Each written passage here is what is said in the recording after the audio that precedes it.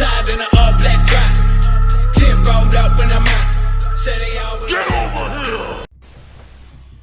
Hello guys, and welcome to another MK Mobile video.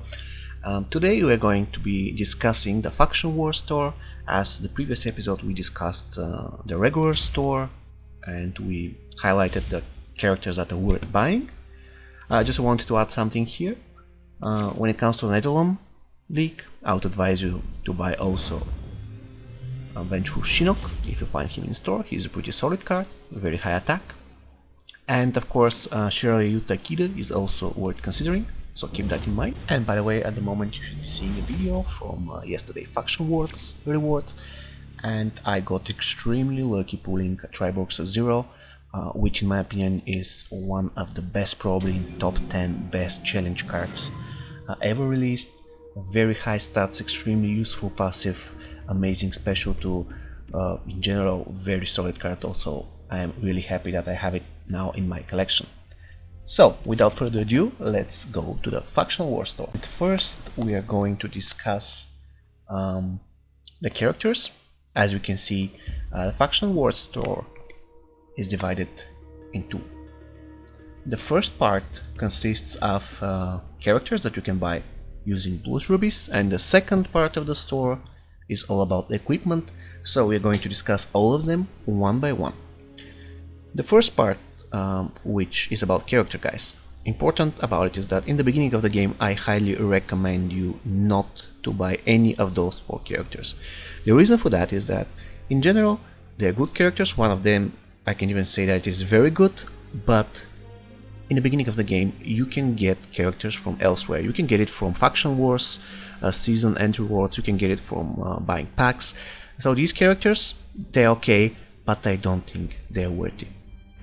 But if you decide anyways that you want to buy one of them, and if you want to know which one is the best, so I will go for Classic Scorpion. Classic Scorpion is a very useful card.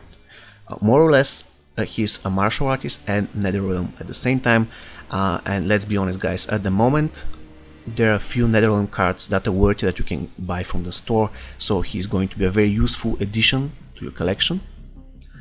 And he's extremely useful in battle and very fun to play, especially as the game progresses and your account gets stronger and stronger. You will be in situations a lot of time when the enemy gets let's say a Bone Shield or Revenant, and he escapes with Sliver of Health, and you know that when he comes back, he comes back with 2 bars of power. He can be extremely dangerous, so you can use Classic Scorpion to finish him off. Very nice card in general. Unfortunately he has low stats, but his passive is really good. You can see get over here, 80% plus of the spear special one makes it unblockable and pulls the most wounded opponent from the enemy team into combat. Very nice passive. So if you decide that in the beginning you want to buy a character from the store, I would advise you to go to Classic Scorpion. The second best card out of those 4 is, in my opinion again, Kobujutsu Tanya. She's all about special 2, and 3 times per match she's going to deal 20% of the damage she does on special 2 to the entire enemy team. The only issue is that she has some fear on special 2, which means that if you don't finish off the opponent, he's going to be feared and he's going to tag out, which is not always bad. For example, if they have already special 2 and their Revenant is triggered while you're performing special 2, they're going to be feared so that they won't be using it on you. So that's good in that situation.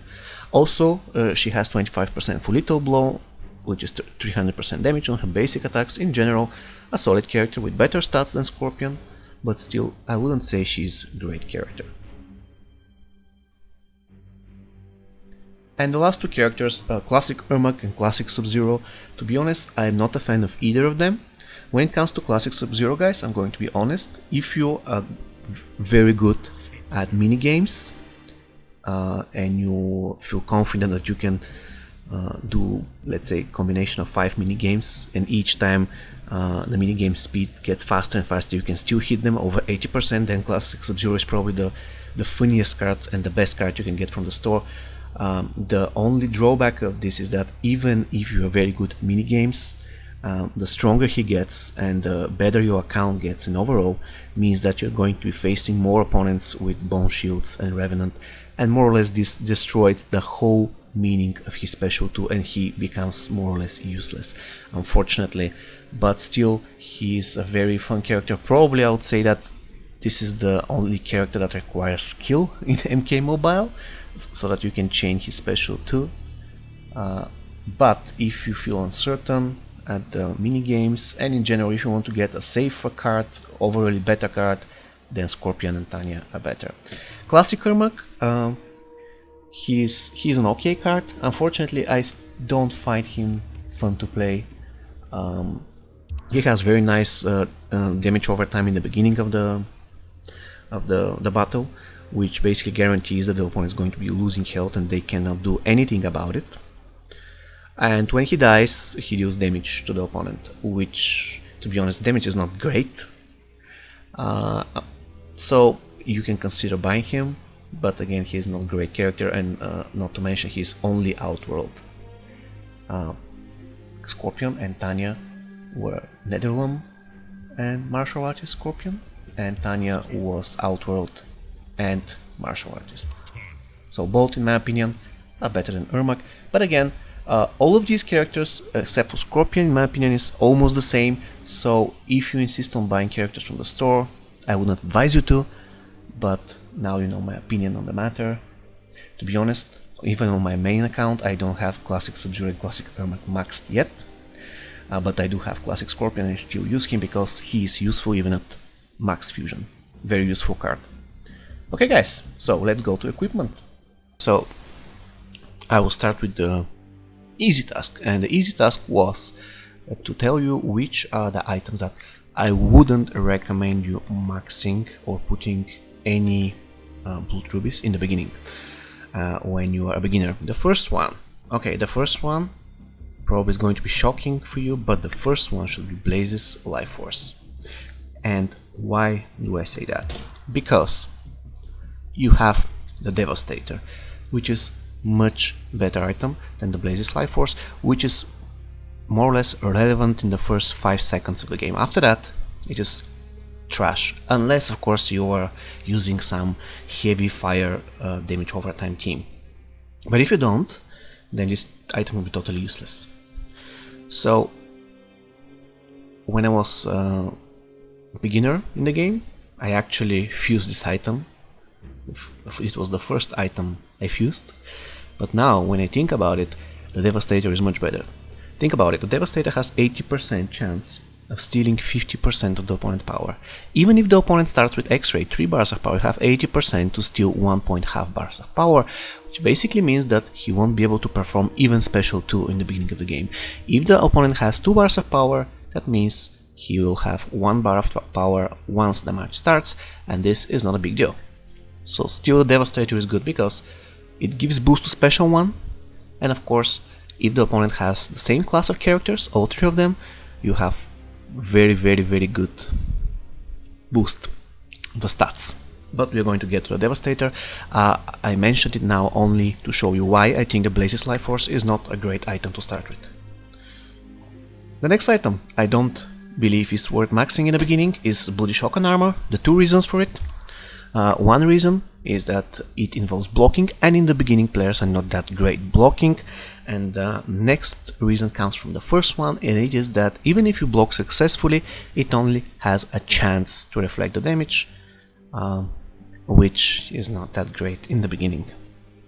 So Bloody Shotgun Armor, not the greatest item. The next one, of course, should be the Shadow Sash. Again, you have the Devastator, and this one is not that great as to put in the opener, even though, to be honest, you can put that item on any other character and you can still apply blind to the enemy team. The issue here is that applying blind to the enemy team in the beginning of the game is not that great. I mean, it's always good to have, but it's not great.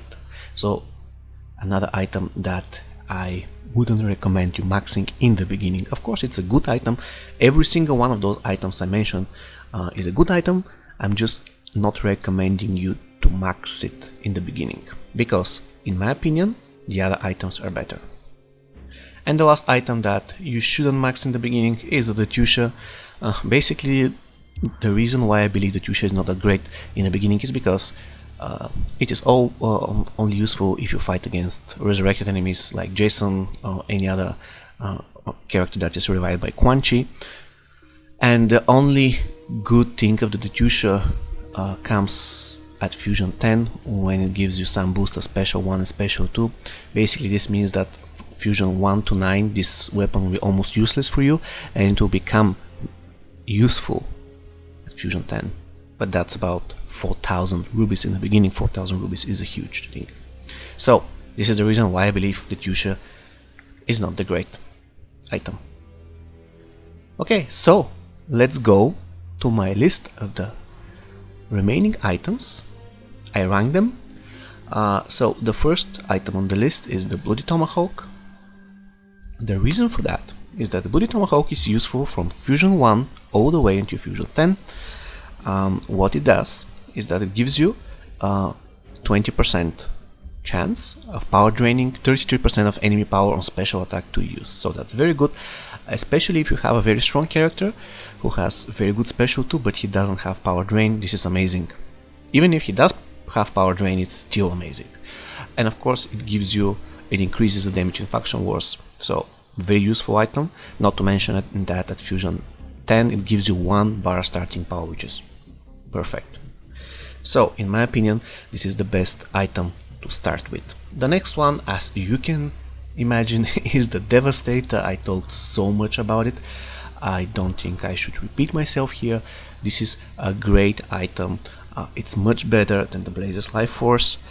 It's much more useful, and of course if you trigger the passive of the item, which unlocks at Fusion 10, basically your starter becomes very strong. And of course if he happens to have very nice special 1, that's even better. So in my opinion Devastator is the way to go for a starter character, not the Blaze's Life Force. And you don't need them both, to be honest. You can always put something else in accessory instead of Blaze's Life Force. Okay, so the next one on the list, or in other words on spot 3, actually there are 2 items here and they are both great. I like one of them better than the other, but I'm going to tell you which one I like better in the end. It all depends on your playstyle. After you have maxed those 2 items, then you can choose between Chanseong Stone, which has an amazing buff effect, I would say, at Fusion level 10. It almost feels like a classic Raiden tagging effect. Amazing. And on top of that, it reduces the power cost of all special attacks. So if you have teams with 1 damage dealer and 2 support, and the damage dealer is so strong that he is destroying the entire enemy team, I would suggest to use and first to max that stone. And in general, if you have more aggressive playstyle, again you can use and max that item. The next item, again on the 3rd spot, should be, as you have guessed already, Sindel's Signet Ring. This is a very defensive item. It is very good for characters like Jade, who can be very hurt if stunned. Of course, it is very good again for, let's say, characters that have regeneration, because as you know, poison stops regeneration, and if you are resistant to poison, then you can regenerate all day long, so that's a very nice thing. The 2 things that I don't like about this item, the first one is that you are resistant to slow, but let's be real, there's like 2 or 3 characters in the game. I believe 1 Reptile, Classic Sonya, and Punk Cassie, I believe they have slow, nobody else has, so it's not that useful. And the next thing is that you can copy the buff. That is great, but it really works on specific characters and on specific buffs. I mean, I don't care if the enemy has strength, for example. I don't really want to copy it. I only want to copy shield, luck, or regeneration, for example. So in some cases it can be extremely useful, but imagine if the enemy team doesn't have either of them, so that means this passive of this item is like useless. So as you can have guessed, I prefer the Chanseong Stone. However, if your playstyle is more defensive or you rely heavily on a character like, for example, Assassin Jade, then go for Signet Ring. And the next item on the list, of course, should be Bloody Voodoo Doll. That is an amazing card, useful from Fusion 0 to Fusion 10. The only thing I dislike is that the real deal of this card, 25 power generation boost, unlocks only at Fusion level 10. Before that, it is a good card, but it's not something amazing. So that is why it is so down on the ranking. And as you have guessed already, the last card on the list should be Moloch's Ball and Chain. This is a unique card, unique equipment card, because it has every single buff unlocked at Fusion 0, and as the Fusion progresses, all the buffs get improved. This is a very nice card for specific characters that rely heavily on Special 2. For example, I love putting this card on Day of the Dead in Black. You can imagine that he has permanent Special 2 for free. In general, the reason why I dislike this card, or at least I don't like it the way I like all the others already mentioned, is that it gives unblockable chance on all special attacks. The thing here is that you don't really want to use special attack when the opponent is blocking ever. There are some situations when you must do it, but let's say 90% of the cases you have to wait until he drops his block and then use a special attack. So this is kinda not that great. That is why I don't like the item in general. I still do believe that it's a good item, but all the others mentioned before are just better. And the last question, guys, that you should be probably asking is, should I max each of those items one by one, or should I buy one copy of each and then try to max them? And the answer to this question is simple. There are only 3 items that, in my opinion, are worth having at Fusion 0, and you can still use them in battle. And those 3 items are the Devastator, Bloody Tomahawk, and Signet Ring. So I would advise you to buy those 3 items at Fusion 0 and then start maxing them. All the other items are simply not worth it at Fusion 0, and they become very viable at later Fusion, or some of them even at Fusion 10. Okay guys, so that should be all from this video. Please don't forget that the ranking was entirely subjective, no objective truth there. And by the way, the next episode of the series we are going to be discussing the challenges. So hopefully by then we will have strong enough roster so that we can complete our first challenge in normal difficulty. Until then, take care guys. Bye bye.